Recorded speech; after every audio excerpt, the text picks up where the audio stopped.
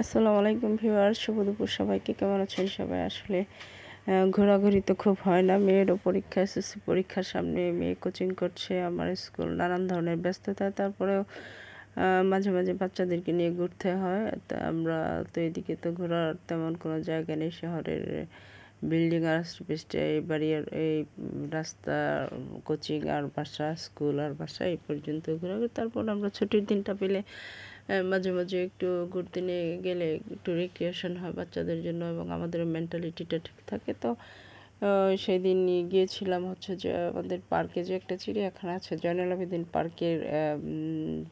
পার্কেই। তো এটা তো আমি আসলে শুনেছিলাম, বাট কখনো যাওয়া হয়নি। তো মেয়ে বললো যে মা, আমি চিড়িয়াখানায় যাব, একটু দেখবো এখানে চিড়িয়াখানাতে কী কী আছে। তো আসলে গিয়ে যা দেখলাম, এটা মিনি চিড়িয়াখানা হিসেবে অনেক কিছুই আছে এখানে।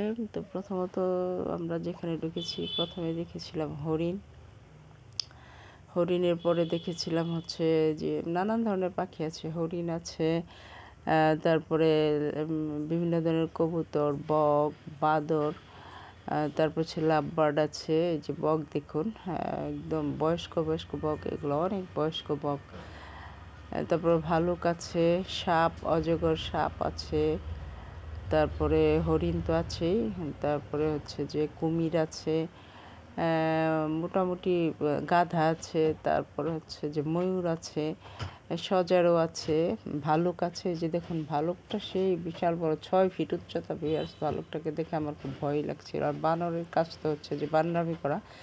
দেখুন খাঁচার ভিতরে ওরা থেমে নেই, এই পাশ থেকে ও পাশ, মানে যতক্ষণ দাঁড়িয়েছিলাম শুধু লাফালাফি করছিল।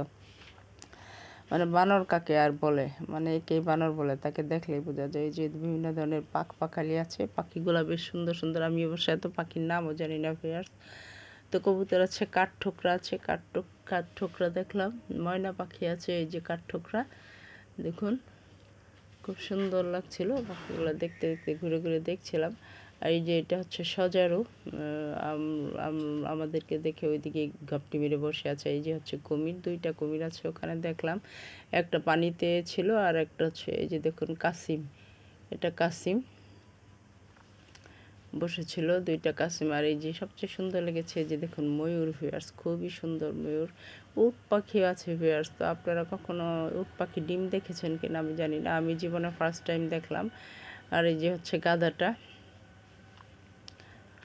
তো উট পাখির ডিম ওটা আমার কাছে, এই যে এগুলো হচ্ছে যে এগুলো কি লাভবার্ড বলে নাকি আমি জানি না। আর এটা হচ্ছে যে অজগর সাপ, এতক্ষণ ওভাবেই ছিল, মানে হাঁটাচলা করছিল, আমাদেরকে দেখে ঘাপটি মেরে ওইদিকে গিয়ে বসে আছে। আমরা যাচ্ছিলাম, দেখছি যে ও যাচ্ছে বিড়া পাকানোর জন্য। এই যে এগুলো মনে হয় লাভবার্ড কোনগুলো আমি ঠিক জানি না, আমার মেয়ে চেনে খুব ভালো। এগুলো জানি কি পাখি, নানান ধরনের পাখি আছে, ছোট ছোট বড় বড় অনেক পাখি আছে। আর এই যে দেখুন আর একটা পাখি, এটা কি পাখি জানি না। তারপরে ডাব, ঘুঘু আছে। আর এই যে উট পাখি, এই যে হচ্ছে উট পাখি ভিউয়ার্স। এই যে দেখুন উট পাখি ডিম আছে অনেকগুলো, প্রায় আমি গুনেছি দাঁড়িয়ে দাঁড়িয়ে, প্রায় 30টার মতো ডিম এখানে পেড়ে রেখেছে। মানে 30টা বাচ্চা হবে, না হলে তো কম বেশি করে 25টার মতো বাচ্চা হবে। এই যে উট পাখির ডিমগুলো দেখাচ্ছি আপনাদেরকে, দেখুন উট পাখির ডিম আমি জীবনে ফার্স্ট টাইম দেখলাম। এই যে দেখুন উট পাখির ডিম, কালো বড় বড়, নারিকেলের মতো বড় বড় ভিউয়ার্স। মানে এই যে থাইল্যান্ডের তরমুজগুলো যে আছে ওই রকম বড় বড় ডিম এক একটা। দেখে আমার কাছে খুব আশ্চর্য লাগছিল, আমি জীবনে ফার্স্ট টাইম দেখলাম উট পাখির ডিম। আর এই যে ছোটো পাখি ঘুরে ঘুরে দেখছিলাম, বেশ খুব ভালো লাগছিল যে একটা মিনি চিড়িয়াখানা হিসেবে এখানে এত কিছু আছে, এটা আমার আগে জানা ছিল না। আমি বিফোর দিস টাইম আর কখন আসা হয় নাই।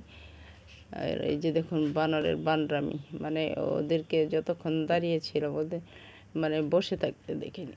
তো সব ঘুরে ঘুরে দেখলাম, বিরাট দেখার পরে আস্তে আস্তে মামিয়াতে চলে আসলাম। ভালো থাকবেন, আল্লাহ হাফেজ।